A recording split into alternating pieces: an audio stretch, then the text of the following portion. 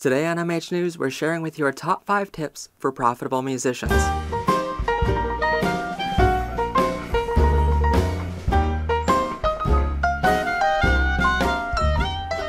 Welcome to MH News, everybody. I'm your host, Matt Haslam. Right now, we're doing a 5-part series on our top 5 tips for 5 different careers in entertainment, including musicians, which is what today's episode is all about.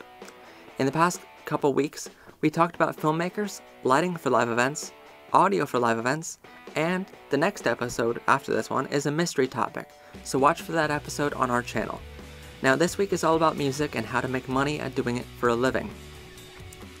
In this day and age, it's hard to imagine someone can make a living off of music, especially when we see major A-list artists selling their souls and having to pay to play, even when it comes to events like the Super Bowl.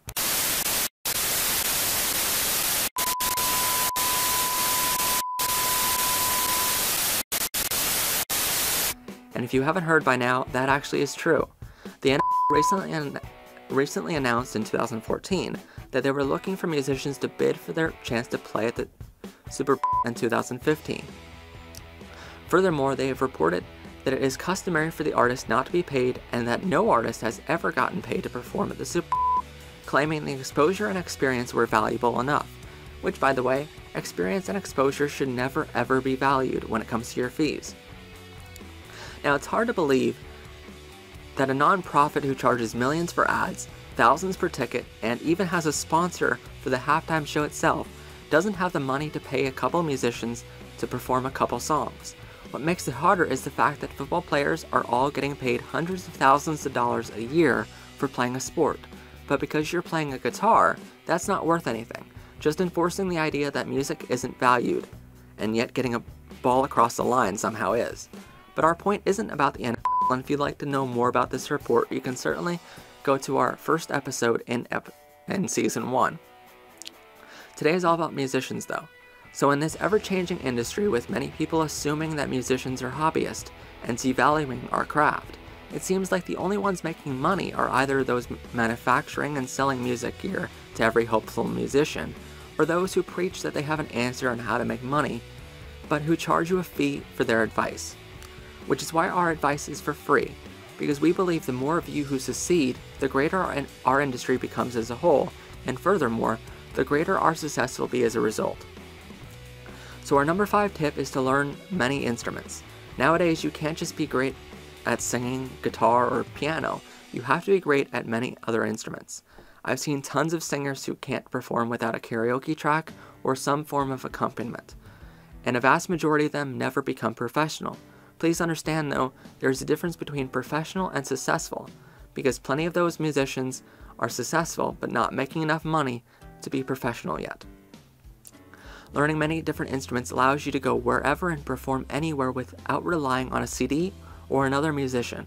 This in turn also allows you to be in charge of your own destiny, because then you have no excuse as to why you're not performing every opportunity you can.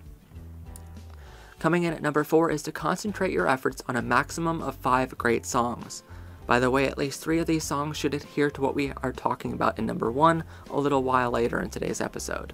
This doesn't mean that you should only know 5 songs though, but concentrate on your best 5. You should know these 5 songs backwards and forwards, memorize the lyrics so you can perform them anywhere without needing music and lyric sheet, and memorize the chord progression on many different instruments. If a song is a cover song, make it your own, and maybe play it on a different instrument than people are used to hearing it. For instance, if it's a pop song, maybe perform it acoustically on piano. If it's a slow song, play it on electric guitar. If it's a modern country, maybe play it on banjo without any other instruments besides vocals. Allowing yourself to express your creative side and make the song your own shows others that you have much more talent than those who are just trying to copy and paste someone else's version. And nowadays, you have to do anything you can to stand out in the crowd. Number 3 on our list is to push yourself to your limit, but always know what your limit is. For instance, no matter who you are or how good you are, the maximum you should perform should be a 2-hour-long show. Now, if you're just rehearsing, sure, maybe push it to 3 or 4 hours, but rehearsals are typically calm and you don't have to project your vocals too far.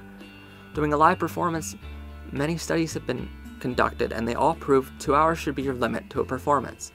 When you're performing live, you might have adrenaline, your audience might want to hear an encore or two, but after 2 hours your vocals start to weaken, and prolonged exposure to this lifestyle could ruin your vocals forever.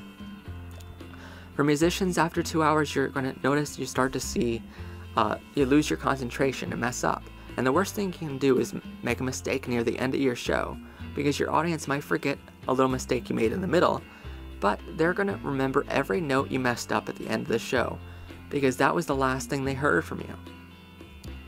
Now, some venues, especially smaller ones, want you to perform for 3 or 4 hours, and many musicians do this because the venues make them. But keep in mind, most times these musicians are paying to play at some of these venues, and the musicians want to get their money's worth. So, the longer they can be on stage with their friends, the better of a deal they think they are getting, even though the venue is making money from every direction without any conscience in any of those directions. The venue, by the way, wants you to be on stage as long as possible to have as many customers go through their whole restaurant as possible. So, the longer you're up there, the more customers that see you, better it is for them. On our list at number 2 is always, always, always charge. Even when you are just starting out playing in nursing homes for milk and cookies. Still, you are telling people that you put a value on your work. Now, this does not mean you should eventually accept free beer when performing in a local dive bar. Heck no. First off, there are plenty of laws from the LCB forbidding you from drinking. But most importantly, accepting food and drinks as payment should not last beyond your first year in music. And this should only be applied to nursing homes, because you're just working up experience performing in front of a live audience. Well, you're at a nursing home, so at least somewhat alive, that is. Don't crash. After your first year, if people want to continue giving you a free meal while you're at an event, great, but there should also be money on the table, and most times your fees should include something additional, allowing you to buy your own meal while you're at their event. But after the first year, you should be experienced enough to be charging at least $100 for your performance. That $100 has to be split with all of your band members, if you have any, and additional from your $100, sound and lights might be an additional $200 a night for most startup bands. Later on, you'll be paying more per night for those services, but you'll also be requiring more gear. But keep in mind, your main goal is to not worry about performing in local bars and restaurants, because the bulk of the money in music isn't in that market where you have to practically beg for the venues to take you, and most times they will refuse to pay even though they are making thousands from every band who performs there. Your goal is to concentrate your efforts on higher scale venues and events, such as the local theater. You may not like performing in a pit band, but it sure pays the bills better than the imaginary money you get from playing rock and roll at a dive bar. And if you're lucky, you can partner with the right theater or theme park and play your style of music while getting an hourly wage on a full-time basis with full benefits. Now, doesn't that sound more enticing than having to work a 9 to 5 just to pay for the gas and gear to get to a show you're performing for free? Finally, our number 1 tip for profitable musicians is to write your own music. Being a musician means that you're relying on your own success. But suddenly, if you write original music, you can perform it and make money off of it. Plus, you can turn around and license that song in non-exclusive agreements with 50 other musicians. And suddenly, if any one of those 50 succeed, you're benefiting from their success. And if all 50 succeed with your song, you can rake in the profits from everyone else while not having too many expenses to get in the way of your profits. On top of all this, if you concentrate your efforts on original music, you can suddenly don't have to worry about paying royalties every time you perform a cover song. Which reminds me, don't forget to pay royalties every time you perform a cover song live in front of an audience. I've seen tons of musicians who were taken down because they thought paying 9 cents per song wasn't important, but keep in mind that while groups like ASCAP, BMI, and CSAC don't always share the profits they get from collecting royalties to the actual songwriter, they are here to help songwriters. And they certainly have the power to stop you from performing and throw you in jail in some cases if you aren't paying these royalties, which are just 9 mere cents. If you have any tips or tricks you'd like to share, or if you'd like to mention a unique instrument you suggest musicians learn, please comment below on Facebook or YouTube. Don't forget to like and subscribe to our channel. We're doing a 5-part series on our tips for 5 different careers in entertainment, which include filmmaking, lighting, audio, music, and finally a mystery week. So don't forget to submit your questions for an upcoming Q&A episode to info@mathhaslam.com or private message us on Facebook. Thanks for watching, and see us back here every Sunday and Thursday for brand new episodes.